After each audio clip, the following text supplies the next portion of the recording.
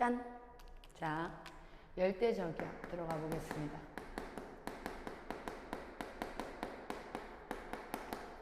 우리가 저기압의 종류를 나눌 때는 언제든지 어디서 만들어졌는지를 가지고 나눈다 그랬어요. 열대저기압, 열대지방에서 만들어졌겠지요. 어디? 위도 5에서 25도 선입니다. 이 지역을 열대지방의 바다 위에서, 한 번 더, 열대지방의 바다 위에서, 무조건 바다. 육지 위에서는 절대 만들어지지 않아요. 무조건 바다. 자, 만들어지는 과정에 대해서 한번 살펴보면은, 자, 엄청 따뜻한 바다가 있었어. 열대지방에 수온이 약 27도씨 이상입니다. 엄청 따뜻한 거거든요, 얘들아. 여기서 당연히 수증기 증발이 열심히 일어나고 있겠죠. 물 자체가 워낙에 뜨거우니까 말이야. 자, 증발 많이 했어요. 대기 중의 수증기가 많아지는 거죠. 자, 쌤이 지금 이 교실 안에서 이슬을 맺히게 하고 싶어요. 그러면 우리가 늘 얘기했던 게 문 걸어 잠그고 온도를 끌어내리면 된다 그랬습니다. 이슬점에 도달하게끔 온도를 내리면 이슬이 맺힌다 그랬죠. 근데 이슬을 맺히게 하는 두 번째 방법이 있어. 문 걸어 잠그고 온도를 그대로 유지한 채로 수증기를 더 많이 공급해 주면 됩니다. 내가 가지고 있는 수증기의 양이 자꾸 많아졌어. 그럼 이 안에서 얼마든지 응결이라는 현상이 일어날 수 있는 거지. 그럼 잘 봐요. 응결하면서 에너지를 방출합니다. 잠깐. 에너지의 방출과 흡수, 요거 물질의 상태 변화에서 에너지 들어오고 나가고 하고 있는 수문열 내지는 잠열이라는 표현을 쓰거든. 요건 요렇게 기억하면 좋아요. 기체, 액체, 고체가 있습니다. 다시 기체, 액체, 고체. 세 개 중에서 온도가 제일 낮은 친구는 고체겠죠. 중간이 액체, 제일 온도가 높은 게 기체일 겁니다. 요 기체, 액체, 고체 그러니까 잘 안 와다 그러면 여기다가 얼음이다, 물이다, 수증기다 이렇게 체크해 주면 좋아요. 그럼 자, 얼음이 물이 될 때 이때는 에너지를 먹어야지 올라갈 수 있겠지요. 에너지 흡수입니다. 액체에서 기체로 갈 때 에너지를 먹어야 돼요. 에너지 흡수예요. 하지만 기체에서 액체가 될 때 에너지 방출하겠죠. 액체에서 고체가 될 때 역시나 더 낮은 에너지 준위로 내려가고 있기 때문에 내가 가지고 있는 에너지를 방출해야 되는 겁니다. 그럼 자, 수증기가 응결했어요. 물이 되었다는 거지. 수증기가 물이 되었어요. 그러면 에너지를 방출하겠지. 그럼 자, 나 안 그래도 수온이 너무 뜨끈뜨끈해가지고 내가 지금 증발 열심히 하고 있었는데 심지어 여기에 응결하는 과정에서 에너지까지 방출하고 나니까 내가 더 열심히 증발할 수 있게 되는 거지. 그럼 여기서 굉장히 강력한 상승기류가 발생하게 되고 굉장히 강력한 구름이 만들어지게 되는 겁니다. 그럼 잘 봐요. 이런 과정을 통해서 만들어진 친구를 열대저기압이라고 얘기해요. 근데 얘들아, 열대저기압은 발생하고 나면은 세력이 세질 수밖에 없어요. 상상해봐봐. 내가 열대저기압 만들어졌어. 열대해상 부근입니다. 만들어지고 고개를 돌리면 내 주변에 전부 다 따뜻한 바다인 거야. 그럼 난 계속 에너지를 공급받으면서 계속 세력이 세지는 거지. 언제까지 세질 거냐면 얘들아, 중심의 풍속이 17m/s가 됐어요. 세력이 자꾸 세지다가 중심 풍속이 17m/s가 됐다? 오, 너 꽤 괜찮은 저기압이구나. 이름을 붙일 수 있는 거지. 그럼 그때부터 우리가 태풍이라고 부르는 겁니다. 물론 태풍으로 삶을 살다가 얘들아, 세력이 다시 약해지는 때가 오겠지요? 그럼 다시 열대저기압이 되는 거야. 되겠어요? 그리고 나서 소멸하게 되겠지. 열대저기압 중에서 세력이 점점 강해져서 중심부 풍속이 17m/s 이상이 되면 오케이, 넌 태풍. 그러다가 태풍이 다시 세력이 약해지면 다시 열대저기압. 그럼 봐봐. 우리가 사실 일상에서 열대저기압과 태풍이라는 말을 굉장히 그냥 섞어서 씁니다. 근데 우리 마음속에 우리가 혹여나 섞어서 쓴다 할지라도 마음속에서는 알고 있어야 되는 거지. 태풍, 열대저기압, 아, 열대저기압이 세지면 태풍이 되는구나. 그럼 봐봐. 열대저기압 중에서는 태풍이 되지 못하고 죽는 애들도 있어요. 근데 태풍 중에서는 열대저기압의 단계를 거치지 않은 친구가 없겠지. 그래서 요 열대저기압과 태풍의 표현 자체에 대해서 우리가 조금 신경 써줄 필요가 있습니다. 그럼 잘 봐봐. 태풍이 만들어지는 과정에 대해서 우리가 정리를 하고 나니까 무슨 생각이 드냐면은 아, 수온이 높은 것이 굉장히 중요한 조건이구나. 그럼 수온이 높은 걸로 칠 것 같으면 어디가 제일 높겠어 얘들아? 바로 적도겠지요. 근데 왜 적도 지역을 쏙 빼놓고 위도 5에서 25도라고 이야기를 했을까? 여러분들 교재 하단에 보면은 전향력에 대한 이야기가 나오지요. 요겁니다, 요거. 자, 전향력은 사실 우리 수준에서 너무너무 깊게 이해할 필요는 전혀 없어요. 그냥 쌤이 여기 정리해주는 만큼만 여러분들 머릿속에 있으면 됩니다. 전향력. 이름 자체에서 느낌을 볼게요. 전, 바꿔주는 거야. 트랜스, 향, 방향을 바꾸어주는 힘이다. 전향력. 얘는요, 지구가 자전하기 때문에 만들어졌습니다. 요거 하나. 그리고 작용하는 방향을 기억해 줘야 돼요. 우리가 살고 있는 북반구 지역에서는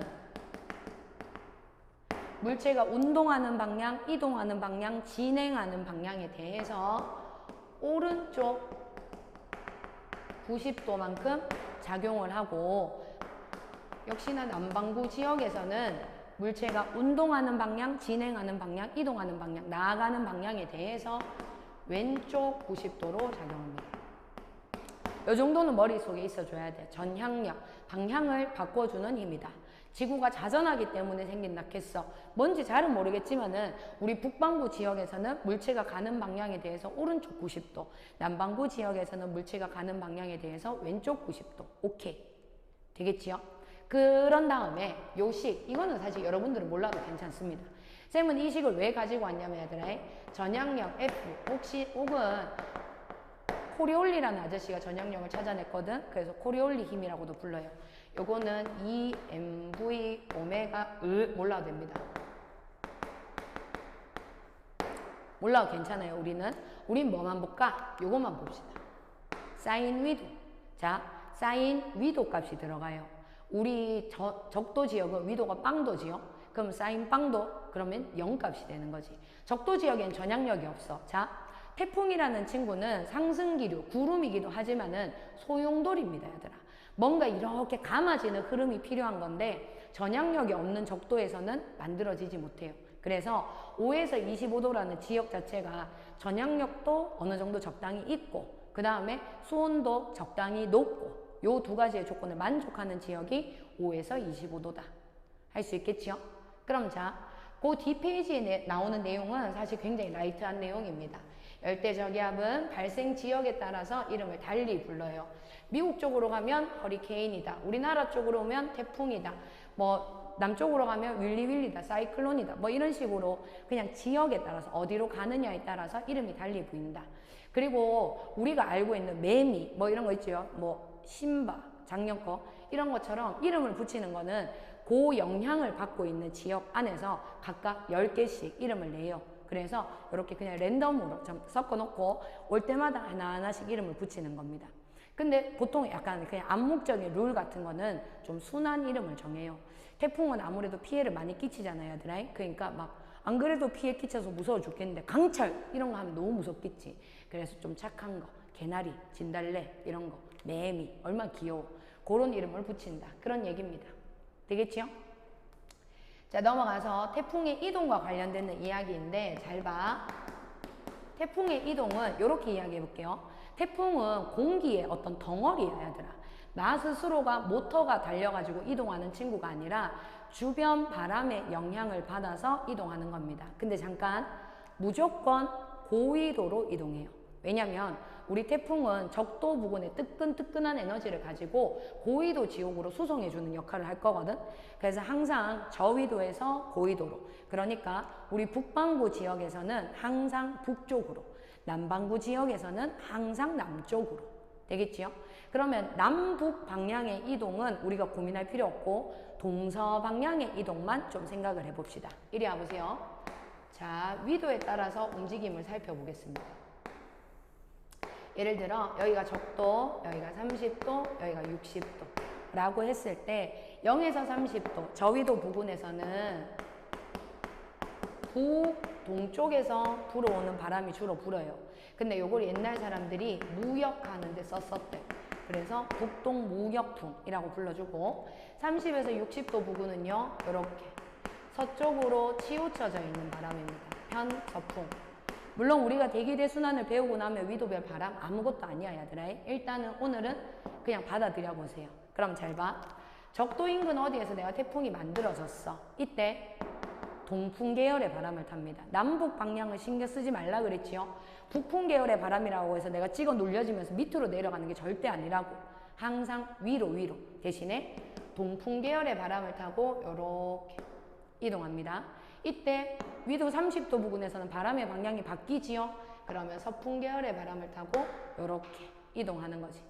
문제 없겠지? 그럼 자, 누군가가 너한테 야 태풍의 이동 어떻게 그려져? 라고 얘기하면 위도 30도 부근에서 방향을 바꾸었어요. 요거 전향점을 가지는 포물선의 궤도다. 다시 야 태풍은 어떻게 움직여? 태풍은 일단 에너지를 고緯도로 이동해 줘야 되기 때문에 우리 북반구 지역에서는 일단 무조건 북진이야.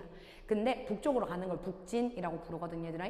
일단 무조건 북진이야. 근데 0에서 30도 부근에는 동풍 계열의 바람을 타고 동에서 서로 이렇게 움직이거든. 그러면 위도 30도 이상으로 넘어가면 서풍 계열의 바람을 타고 서에서 동으로 이렇게 움직이겠지. 위도 30도 부근에서 방향을 바꾸어주는 전향점을 가지는 포물선의 궤도를 그린다. 요까지 되겠지요? 그럼 자, 일단은 포물선 궤도를 가지는 요 그림을 우리가 완성시켰어. 여기서 쌤이 조금만 참고로 하나만 적어주자면 우리나라 부분 얘들아. 우리나라는 일단 위도 30도 부근입니다. 우리나라 부근에 태풍이 진입했을 때 그때는 좀 더 작은 규모로서 신경 써줘야 되는 요소가 있어요. 잘 봐. 요런 표현을 씁니다. 북태평양 고기압의 서쪽 가장자리를 훑고 지나간다. 이런 표현을 쓸 거거든. 다시 북태평양 고기압의 서쪽 가장자리를 훑고 지나간다. 이게 무슨 말이냐면 자 우리나라가 이렇게 있어요. 북태평양 고기압은 이쪽에 있는 친구잖아. 근데 만약에 오늘이 얘들아 한여름이야. 그러면 북태평양 고기압의 세력이 엄청 크겠지요. 여기까지 영향 끼쳤다고 치자. 그러면 한여름에는 서쪽 가장자리, 심지어는 중국 쪽으로 이렇게 7, 8월 부근에는 아무래도 우리나라의 서쪽 부근이나 중국 부근을 훑고 지나가. 근데 만약에 오늘 이제 한여름이 지나가고 좀 여름에 풀이 꺾였어. 가을 무렵이야. 그러면 북태평양 기단의 세력이 약해졌겠지요. 그럼 얘가 쪼그라들어 있으니까 요 부분을 훑고 지나가는 거야. 9에서 10월. 그럼 자 7, 8월 달에는 우리나라 서쪽이나 중국 내륙 쪽을 훑고 지나가고 9월, 10월 그러니까 여름이 한풀 꺾인 다음에는 아무래도 우리나라 동쪽이나 아무래도 일본 쪽을 훑고 지나가는 거야. 이거를 실제 적용을 시켜보면 이런 거지. 만약에 오늘 저녁에 기상특보 나와가지고 막 오늘 간밤에 이제 막 태풍이 장난 아닐 거고 너네 창문 다 깨질 거고 난리 났다 이제 예보를 했어. 근데 아침에 눈 떠보니까 멀쩡한 거야. 그때 아침 뉴스에서 이렇게 얘기하는 거지. 자 여러분 간밤에 북태평양 고기압의 갑작스러운 세력 약화로 인해 태풍의 진로가 동쪽으로 급하게 이동되었습니다. 그래서 우리나라를 피해갔다. 이렇게 설명을 했어. 그러면 다른 애들은 아무도 모르더라도 우리는 이제 아는 거지. 아, 북태평양 고기압의 서쪽 왼쪽 가장자리를 훑고 지나가다 보니까 북태평양 고기압이 작아졌어. 그럼 태풍의 이동 경로가 동쪽으로 쏠리겠다. 이렇게 적용할 수 있는 거지. 뭔 말인지 알겠지요? 그럼 자 여기서 선생님이 딱 하나만 좀 덧붙이고 싶은데 태풍과 관련된 문제에서는 태풍의 이동 속도를 물어볼 겁니다. 근데 태풍의 이동 속도를 이야기할 때 제발 부탁인데 우리 마음대로 생각을 하면 안 돼. 무슨 말이냐면 태풍이 세면 좀 빨리 가지 않을까? 이런 거 절대 아닙니다. 태풍은 언제나 주변의 바람에 대한 요소로서 결정되는 속도이기 때문에 일반적으로 문제에서는 얘들아 똑같은 시간 간격을 줄 거야. 알겠나? 똑같은 시간 간격. 그러면 그 시간 간격대로 얘네들이 어떻게 이동했는지를 봐주면 되는 겁니다. 예를 들어 문제에서 3시간 간격이다, 6시간 간격이다 이렇게 줬어. 그러면 거기서 3시간 동안 얼만큼 이동했는가 그 폭을 보고 판단해 주는 게 제일 정확해요. 제발 우리 마음대로 뭐 우리나라 들어왔는데 좀 느리게 가지 않을까? 뭐 바다니까 좀 더 빨리 가지 않을까? 오늘 뭐 날씨 좋은데 기분 좋으니까 좀 빨리 가지 않을까? 이런 거 전혀 아니라고. 동일한 시간 간격으로 주어져 있는 자료라면은 그 안에서 얼마만큼 이동했는가 폭을 확인해 줘야 된다. 근데 하나만 더. 아무 자료도 없어야 하더라. 아무 자료도 없이 그저 그냥 우리한테 그냥 물어보는 거야. 이론적으로. 야, 태풍의 이동 속도에 대해서 한번 생각을 해볼까? 아무 자료도 없다면 이런 건 있어요. 전향점을 통과하고 나면은 이동의 속도가 살짝 빨라지는 경향성을 보이긴 합니다. 이거는 왜 그러냐? 잘 봐. 나는요, 태풍은요, 1위로 가고 있어요, 지금. 근데 0에서 30도 부근에는 바람이 이자로 불고 있잖아. 그러니까 나는 갈락하는데 야가 날 막 찍어 누르고 있는 거지. 그에 반해 30도 부근 전향점을 탁 지나갔어요. 나는 이자로 갈락하고 있는데 옆에서 바람이 으이샤 으이샤 날 도와주는 거지. 그렇기 때문에 일반적으로 이론적으로는 전향점을 지나고 나면 일부 이동 속도가 빨라지는 건 사실입니다. 하지만 역시나 주변에 어떤 영향이 있을 수 있기 때문에 덮어놓고 그렇게 판단하면 안 돼. 만약에 아무 자료도 없이 누가 너한테 그냥 야 전향점 지나가면 태풍의 이동 속도가 좀 빨라진다 하던데 사실이가 그러면 주변의 바람의 방향이 그렇기 때문에 그래. 근데 자료가 있어요. 그럼 자료를 봐. 알겠지? 무조건 자료 1번 자료 없을 때는 이렇게 이론적인 판단 되겠지요? 넘어갑니다. 자, 뒤에 위험 반원과 안전 반원이 나오는데 요거는 태풍의 이동 경로와 더불어서 다시 한번 이야기를 해보겠습니다. 자, 그림을 다시 한번 예쁘게 그려볼게요. 자, 여기가 0도, 여기가 30도, 여기가 60도. 당연히 우리가 살고 있는 북반구 지역입니다, 얘들아. 그러면 0에서 30도 부근에는 북동쪽에서 불어제끼는 옛날 사람들이 무역에 활용했던 북동 무역풍. 30에서 60도 부근은 이렇게 서쪽으로 치우쳐져 있어요. 편서풍. 이때 0에서 30도 부근에서는 동에서 서쪽으로 이렇게 움직이다가 30에서 60도 부근에서는 이렇게 꺾여져서 움직인다. 그래서 위도 30도 부근에서 전향점을 가지는 포물선 궤도를 그린다. 이렇게 이야기를 했었지요. 이때 위험하다, 위험하지 않다라는 반틈짜리 원을 나눠볼 거야. 여기서 중요한 거는 태풍에서 위험하다. 사실 우리의 경험상 태풍에서 위험한 요소는 막 비가 내리고 이런 게 위험하게 느껴지지만은 실제로 태풍에서 가장 위험한 요소는 바람입니다. 바람. 그럼 쌤 봐봐. 태풍이 요렇게 있어. 태풍이 요렇게 있어. 두 개의 태풍의 반원을 나눌 건데요. 조심해야 되는 건 뭐냐? 반틈을 해야 돼. 내 마음대로 막 아무 때나 자르면 안 돼요. 항상 태풍이 이동하는 방향에 대해서 오른쪽, 왼쪽. 한 번 더. 태풍이 이동하는 방향에 대해서 오른쪽, 왼쪽. 이렇게 나눌 겁니다. 그래서 우리가 입버릇처럼 앞에 붙이는 게 좋아요. 태풍의 이동 방향에 대해서 오른쪽, 태풍의 이동 방향에 대해서 왼쪽 할 수 있겠지요? 그럼 잘 봐. 바람이 더 세다 약하다? 이거는요. 태풍 그 자체가 가지고 있는 바람의 세기와 주변 바람의 세기를 살펴봐 주면 좋습니다. 날 봐. 자, 일단은 0에서 30도 부근은 주변 바람의 방향은 동풍 계열의 바람을 타고 이렇게 불어제끼고 있어요. 한 번 더. 30에서 60도 부근은 서풍 계열의 바람을 타면서 이렇게 제끼고 있어요. 여기서 우리의 태풍은요. 저기압의 바람이잖아. 그러면 반시계 방향으로 회전의 방향을 가질 겁니다. 자, 저기압이니까 반시계 방향으로 회전하고 있겠지요. 이때 나눠볼게 얘들아. 태풍의 이동 방향에 대해서 오른쪽 지역입니다. 그러면 태풍 자체가 가지고 있는 바람의 방향과 주변의 바람의 방향이 서로 더해지겠지요. 같은 방향이니까. 그럼 바람이 더 세졌어. 여기는 위험한 거야, 얘들아. 위험 반원. 한 번 더. 태풍 진행 방향에 대해서 왼쪽입니다, 이번에는. 왼쪽. 왼쪽 지역은 태풍 자체가 가지고 있는 바람의 방향과 주변의 바람의 방향이 서로 반대 방향이야. 그럼 이거는 상쇄돼야 된다는 거지. 그럼 바람이 약해졌어. 여기는 상대적으로 안전하겠죠. 안전하다라는 뜻으로 얘들아 가항반원이라고 부르기도 해요. 항해하는 것이 가능하다. 이렇게 생각하면 됩니다. 내가 망망대해에서 태풍을 만났어. 그럼 아이고 고마 죽네. 이게 아니라 가능한 한 태풍 진행 방향을 파악하고 왼쪽으로 가면은 살 확률이 높다는 거지. 왜? 상대적으로 바람이 약하거든. 되겠지요? 한 번 더.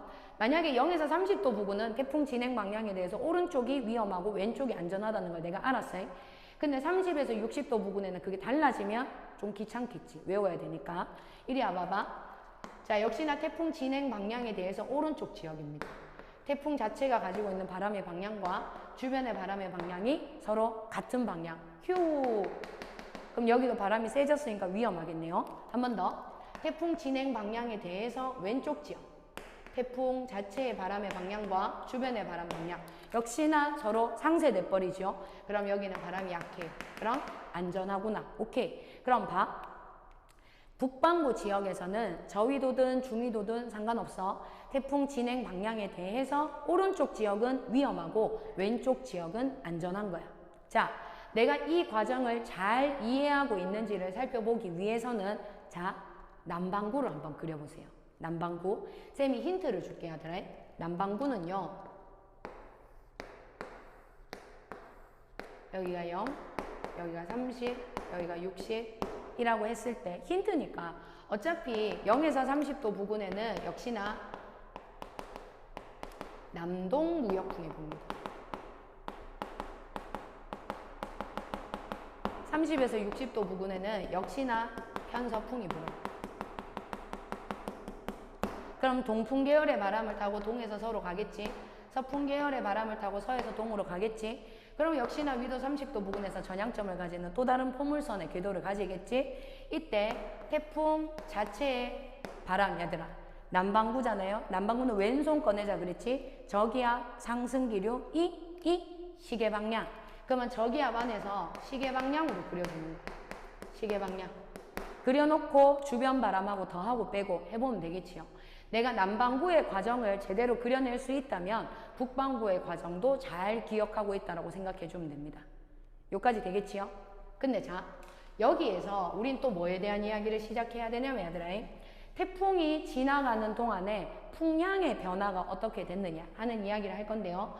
여러분들 교재에 있는 요 그림입니다. 근데 요 그림을 먼저 살펴보면 좀 어려워. 요 그림이 너무 리얼하게 그려져 있기 때문에.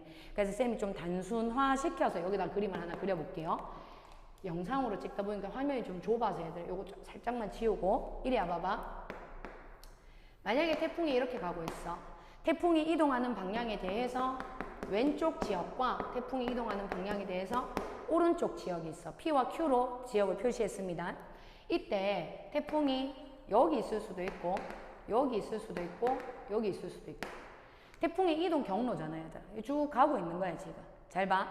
태풍이 진행하는 방향에 대해서 오른쪽 지역이야. 여기 위험하다 그랬었지. 태풍 진행 방향에 대해서 왼쪽 지역이야. 여긴 상대적으로 안전하다 그랬었지. 내가 알고 있는 지식을 여기다 갖다 붙이면서 이야기를 한번 해볼게요. 자, 쫄지 마 얘들아. 태풍이 쌤 임의로 요거를 A, 요걸 B, 요걸 C 라고 해볼게요. 다른 태풍이 아니야. 같은 태풍이 A, B, C로 이동하고 있는 겁니다. 이때 그냥 단순하게 생각해 봐봐. 저기압의 중심을 향해서 반시계 방향으로 바람이 불어 들어가면 돼. 무슨 말이냐면 자, 태풍이 A 위치에 있어요. 우리 P 지역에서 무슨 바람이 불까? 태풍의 중심을 향해서 반시계 방향으로 불어 들어가면 되는 겁니다. 태풍이 B에 위치했어요. 저기압의 중심을 향해 반시계 방향으로 불어 들어가면 돼. 태풍이 C에 위치해 있어요. 태풍의 중심을 향해서 반시계 방향으로 불어 들어가면 돼. 그럼 바람의 방향이 어떻게 달라지느냐? 초록색 바람이 불다가 파란색 바람이 불다가 보라색 바람이 불겠지. 그럼 우리 동네에서 풍향의 변화는 어느 방향? 반시계 방향이다. 이렇게 외워주면 되겠지요. 반면에 Q 지역 똑같이 해보자. A 위치에 태풍이 있대요. 그러면 A의 중심을 향해서 바람이 반시계 방향으로 불어 들어가면 돼. B 위치에 태풍이 있대요. B의 중심을 향해서 바람이 반시계 방향 불어 들어가면 돼. C의 위치에 태풍이 있대요. C 중심을 향해서 바람이 반시계 방향 불어 들어가면 되겠지. 그럼 역시나 초록색 바람이 불다가 파란색 바람이 불다가 보라색 바람으로 방향이 바뀌었어. 연달아서 그려놓고 얘네들의 풍량 변화 어디로? 요렇게 시계 방향이다. 요렇게 얘기해 주면 되는 거야. 잘 봐.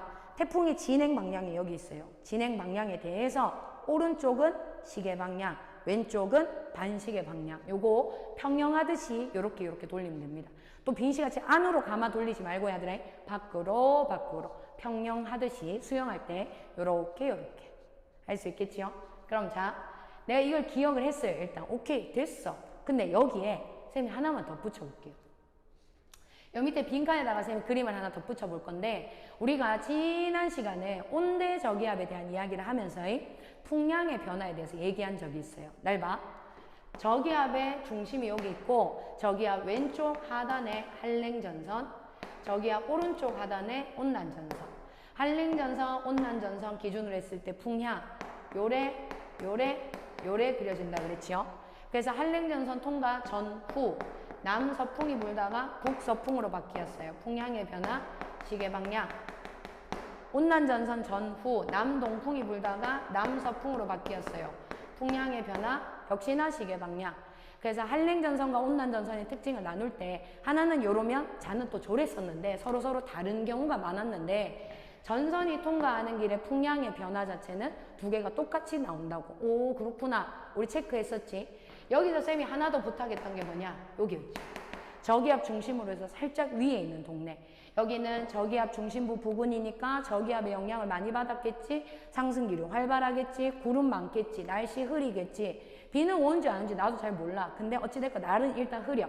거기에 주로 북풍 계열의 바람이 불고 또 하나 더 저기압이 통과하는 길에 반시계 방향으로 풍량이 변한다는 걸 쌤이 체크하자 그랬거든. 풍량의 변화를 논하고 있습니다. 지금 우리가 여기에서 했던 이야기와 얼추 비슷할 거야. 잘 봐. 쌤이 지금 이 이야기를 하면서 굳이 태풍이어야만 하는 이유 있었나요, 얘들아? 쌤은 지금 이 그림을 그리면서 여러분한테 뭘 부탁했었냐면은 저기압의 중심을 향해서 바람이 불어 들어간다. 반시계 방향으로 요것만 신경 쓰자 그랬어. 그럼 이리 와봐봐. 얘도 저기압이잖아. 그러면 저기압으로서 같은 뉘앙스로 우리가 이해할 수 있을 거란 말이지. 이걸 어떻게 하느냐. 잘 봐. 이 저기압이야. 저기압의 이동 방향에 대해서 온대저기압은 편서풍을 타고 서에서 동으로 움직인다는 거 내가 알고 있지요. 저기압의 이동 방향에 대해서 왼쪽, 오른쪽이 되는 거야. 여기가 P지역이고 여기가 Q지역인 거지.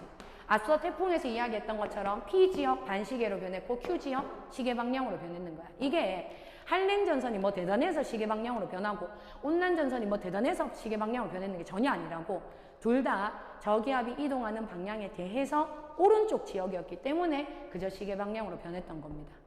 되겠지요? 태풍에서의 풍량 변화를 정리하고 나면은 온대저기압에서의 풍량 변화도 좀 더 수월하게 우리가 이해할 수 있다는 거. 여기까지 되겠지요? 자, 넘어갑시다. 자, 태풍의 구조와 날씨입니다. 태풍의 구조와 날씨 역시 중요는 해요. 하지만 우리가 이때까지 했던 내용을 뭔가 정리해보는 느낌으로 보면 좋습니다. 이리 와보세요. 태풍은 엄청난 저기압이란 걸 내가 알고 있지요. 말이 열대 저기압이지 얘들아. 그렇게 뜨거운 바다 위에서 상승기류가 발생했어. 얼마나 대단한 저기압이겠어요. 그러면 저기압의 중심부에서 상승기류가 장난 아니게 뻗어나옵니다. 물론 저기압으로부터 거리가 멀어지면 멀어질수록 상승기류는 좀 적긴 하겠지. 되겠니? 근데 저기압 중심부 부근에서 상승기류가 어마무시하게 커. 이게 솔직히 까놓고 얘기하면 죽을 때까지 올라갈 수 있습니다. 근데 우리 지구에는 얘들아 보이지 않는 천정이 있습니다. 여기를 우리가 대륙권의 계면이다. 이렇게 불러요.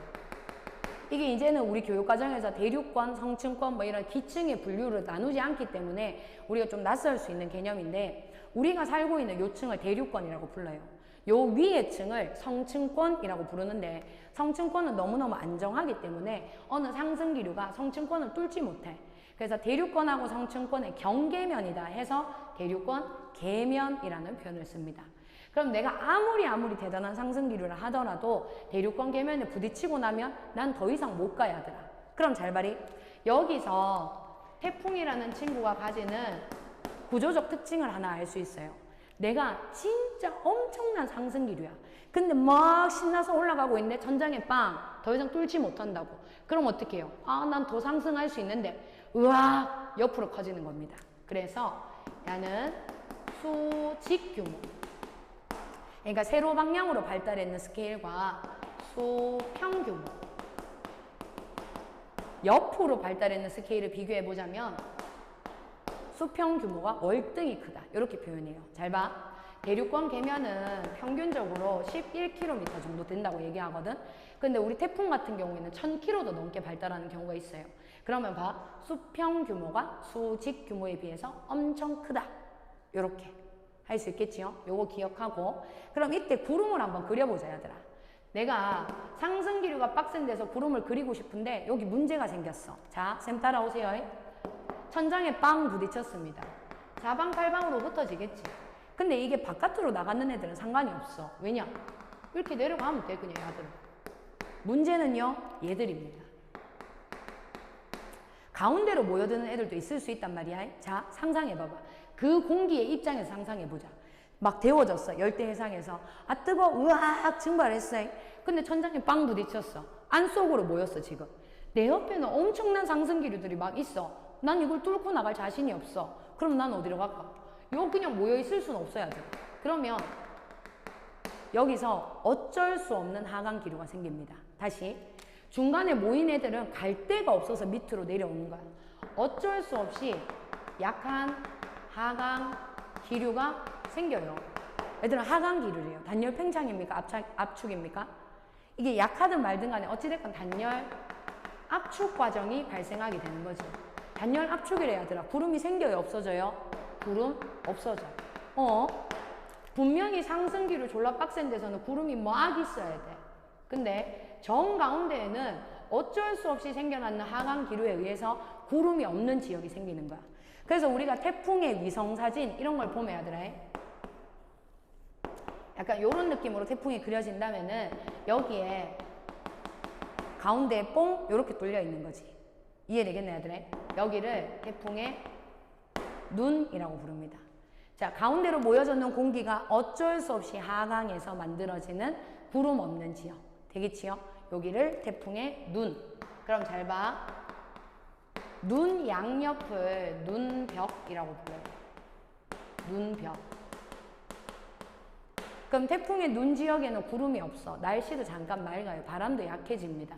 그에 반해 그 사이드에 있는 눈벽에서는 가장 빡센 바람이 불고 가장 심한 어떤 태풍으로서의 증상을 보여주겠지. 무슨 말인지 이해됐나? 근데 쌤이 이걸 설명하잖아? 그럼 우리 친구들이 하는 오해가 뭐냐면은, 아, 태풍은 저기압인데 중심부에 하강기류가 발달돼 있으니까 중심부는 고기압이구나. 이래 들어가면 또 이상해지는 거지. 잘 봐요. 여러분들 교재 하단에 기압과 풍속이 나타나 있는 그래프가 나옵니다. 이 그래프 한번 살펴볼게요.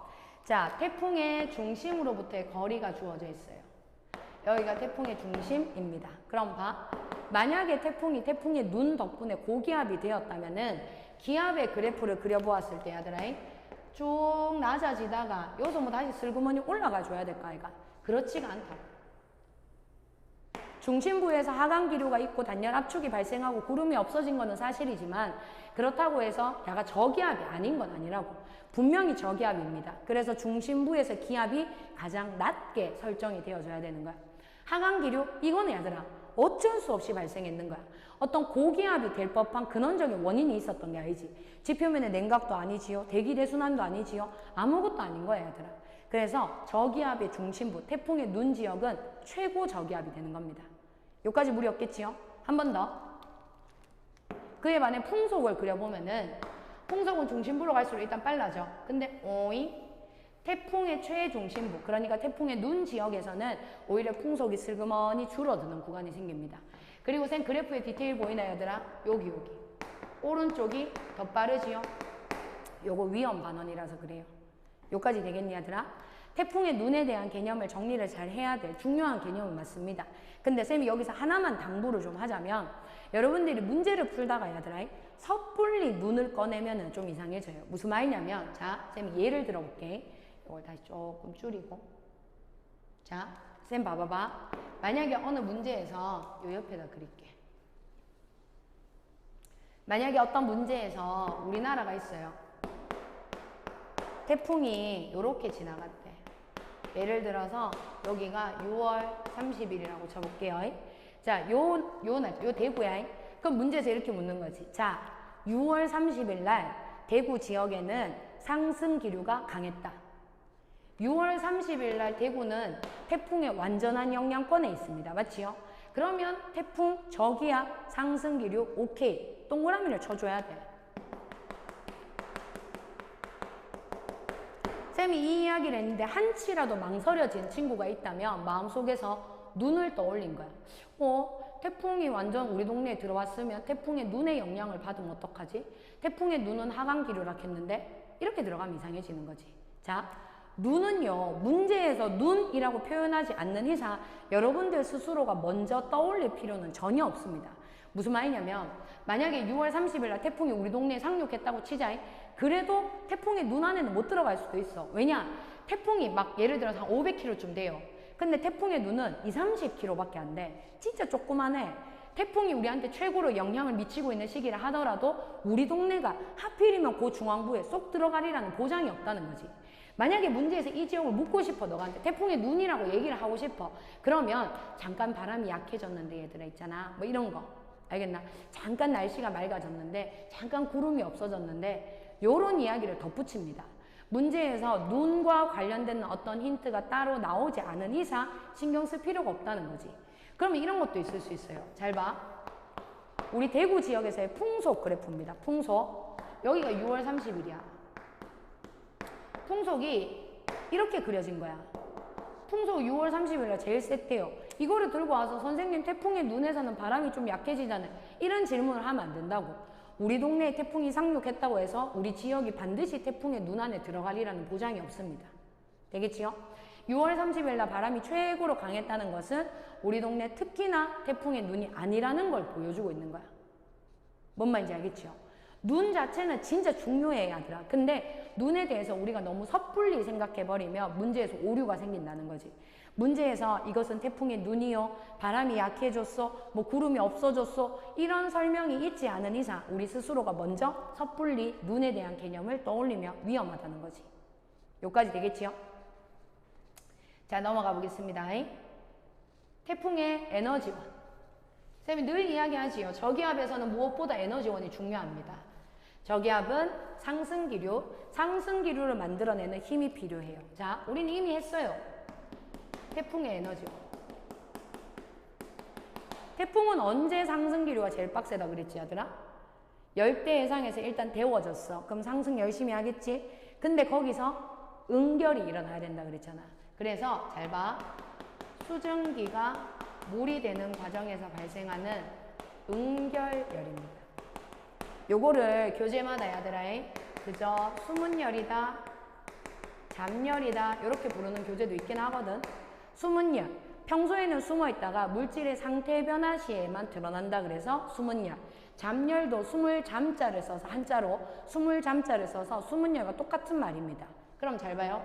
수문열, 잠열이라고 표현하는 것도 괜찮아요. 근데 쌤은 개인적으로 응결열이라는 표현을 좋아하는 이유가 뭐냐면 수문열, 잠열이라고 했을 때 이게 혹여나 여러분들이 응결하는 길의 에너지인지 증발하는 길의 에너지인지 뭔가 헷갈릴 수가 있다고. 응결열이라고 기억하고 있으면 응결하는 길에 발생하는 열이겠구나. 거기다가 수문열, 잠열이라는 표현은 그대로 따라온단 말이야. 그러니까 응결열로서 기억해 주는 걸 쌤은 추천합니다. 되겠지요? 대신에 에너지원을 갖고 와서 우리는 뭐에 대한 이야기를 할 거냐면 소멸. 태풍을 죽이고 싶어야 하더라. 그러면 에너지원을 차단하면 되겠지요. 수증기에 의해서 만들어지는 에너지라 그랬으니까 수증기의 공급을 차단하면 됩니다. 근데 여기서 조심. 수증기 공급을 차단할 수 있는 방법이 두 가지입니다. 하나는 일단 육지에 상륙하는 거죠.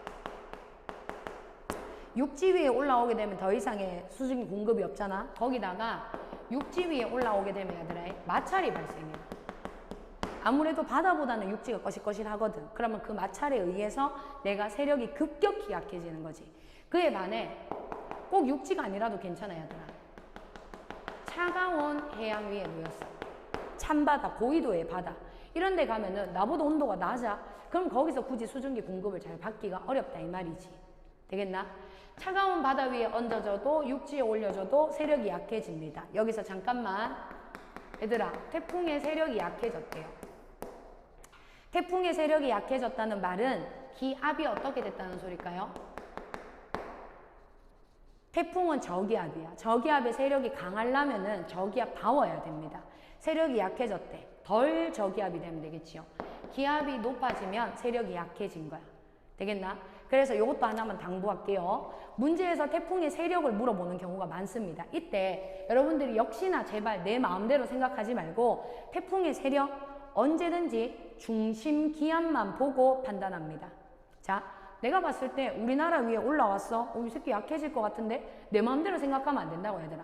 문제의 일기도상에 태풍의 모습이 주어져 있고 태풍의 중심부에 기압이 표시되어 있으면은 그 기압을 보고 판단해야 되는 거지. 중심 기압의 숫자 값이 작을수록 당연히 태풍의 세력이 센 겁니다. 근데 여기서 하나만, 이거는 뭐 자주 나오는 내용은 아닌데요 얘들아. 태풍의 중심 기압이라는 표현과 그 태풍의 관측 기압은 다를 수 있어요 얘들아. 무슨 말이냐면은, 자, 우리나라가 있어요. 우리 동네 만약에 이 동네라고 칠게요. 태풍이요 요렇게 오고 있어. 되겠나 얘들아? 자, 쌤이 요렇게 표시해 볼게요. 태풍이 A 지점에 있을 때, 태풍이 B 지점에 있을 때 우리 집에서 관측했는 기압을 생각해 볼게요. 당연히 A 지점에서는 우리 지역하고 태풍의 거리가 멀잖아요 얘들아. 저기압과의 거리가 멀어요. 그러면 A 지역에서 기압이 더 높게 관측될 수 있겠지. A 지역에서. 근데 A 지역에서 기압이 더 높게 관측되고 B 지역에서 기압이 더 낮게 관측됐다고 해서 태풍의 세력이 무조건 B 시기가 더 약한 거냐? 그건 아니라는 거지. 관측 기압은 우리 동네에서 보여진 기압이기 때문에 우리 동네와의 거리에 의해서도 결정이 될 수 있습니다. 그래서 자, 중심 기압은 그저 이걸 태풍의 세력으로 해석을 하면 돼. 근데 관측 기압은 요건 좀 다릅니다. 알겠지요? 우리 동네에서 관측했는 기압이기 때문에 요거 중심 기압과 관측 기압을 완전 동일시해버리면 위험해져요.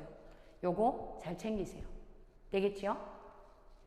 그러고 나면은 지구 시스템 구성 권역의 상호작용 뭐 이런 이야기가 나오는데 이거는 지구과학이기 때문에 가지는 특징인데 여러 권역에 대한 이야기를 할 거야. 그래서 땅, 지권, 뭐 공기, 기권, 물, 수권, 우리 생물권 이런 식으로 각각의 권역을 얘기하고 얘네들 사이의 상호작용에 대한 이야기만 기억하면 되는 거거든. 무슨 말이냐면 각각의 권역을 그렇게 깊게 우리가 공부할 필요는 이제 전혀 없어요. 대신에 영향을 주고받는 건 얘기할 수 있어야 되는 거지. 예를 들면 바닷물이 증발해서 태풍이 만들어졌습니다. 이는 수권과 기권의 상호작용이다. 되겠니? 뭐 이런 거지. 아니면 바다의 수온이 높을수록 태풍이 더 잘 만들어져요. 이것도 수권과 기권의 상호작용. 만약에 태풍이 불어가지고 선주가 죽었어요. 그러면 기권과 생물권의 상호작용. 이렇게 얘기하면 돼. 되겠지요? 어렵지 않습니다. 그 밑에 나오는 태풍의 피해. 이건 뭐 모르는 사람 없겠지요. 잠깐 여기서 쌤이 하나만 좀 덧붙여줄게요. 태풍에서 우리가 기억해야 되는 어떤 마지막 포인트라고 볼 수 있습니다. 해수면의 높이. 자, 태풍이 발생했을 때 해수면의 높이가 어떻게 되느냐 이렇게 물어봤어. 일단 우리 상상 속에 우리의 어떤 경험치 상에서의 태풍의 해수면의 높이, 요거는 야들에 태풍이 발생하면 뭔가 파도가 엄청 높게 치고 막 이런 게 우리한테 익숙하단 말이야. 아, 그러면 태풍이 발생했을 때 해수면의 높이가 높아지는가? 이렇게 물을 수 있겠지. 반면에 아닌가? 해수면의 높이가 낮아지는가? 잘 봐. 두 개의 효과가 다 있어요. 그렇기 때문에 따로따로 기억을 해줘야 됩니다. 잘 보세요. 해수면의 높이가 높아지는 것은 기압과 관련됩니다. 태풍은 저기압이지요. 저기압, 기압은 공기가 눌러주는 힘이야 얘들아. 저기압은 공기가 덜 눌러줍니다. 그래서 1헥토파스칼 저기압이 되면은 1cm만큼 해수면의 높이가 높아져요. 그러니까 우리는 저기압적인 측면만 생각하자면 해수면의 높이는 높아지는 겁니다. 근데 해수면의 높이가 낮아지는 경우는 뭐냐? 에크만 수송이라고 이야기를 하는데 요거는 우리가 뒤에 가서 용승과 침강, 엘니뇨, 라니냐 단원 들어가면은 하게 될 거야. 태풍에서는 용승이 주로 일어나거든요, 얘들아. 용승은 주로 해수면의 높이가 해수면의 높이가 높아져야 되는 겁니다. 해수면의 높이가 낮아지는 현상입니다. 그러니까 그냥 간단하게 그려볼게요. 어차피 우리가 용승과 침강 단원 가면 할 건데 그냥 보여만 줄게, 간단하게. 저기압이 있어요. 저기압이 이 반시계 방향으로 돌고 있겠지? 이때 에크만 수송이 뭐냐면 얘들아, 바람 부는 방향에 대해서 물이 오른쪽 90도로 빠져나간다는 거야. 바람 부는 방향에 대해서 바람에 대해서 오른쪽 그러면 저기압 중심부 입장에서는 물이 없잖아, 얘들아. 없으면 올라오는 거야. 물이 없다는 말이 뭐냐면은 진짜 리얼로 바닷물이 물리적으로 빠져나가는 거거든. 그럼 진짜 우리 동네에 물이 없어. 그래서 해수면의 높이가 낮게 설정이 돼요. 이거는 물론 플러스 마이너스를 하면 야가 더 크기는 커. 그래서 우리 기억에, 우리 평생에 태풍이라는 친구는 해수면의 높이가 높아지는 게 보통이기는 해요. 그래서 파도가 높게 치는 해일이라는 현상이 우리한테 영향을 끼치는 것도 맞고, 하지만 얘만 있는 건 아니라는 거지. 에크만의 수송적인 측면이라는 식으로 문제에서 따지고 들어오면은 해수면의 높이가 오히려 낮아진다. 왜? 용승이 일어나니까. 이런 이야기를 덧붙여줘야 돼. 알겠지요? 일단은 우리 내신에서는 뭐 해수면의 높이 높아지는 경우를 주로 물을 거고, 수능 들어가면은 이제 해수면의 높이가 낮아지는 경우, 요게 기압적인 측면을 묻는 건지 에크만 수송적인 측면을 묻는 건지 분명하게 구분을 좀 해줘야 됩니다. 되겠지요?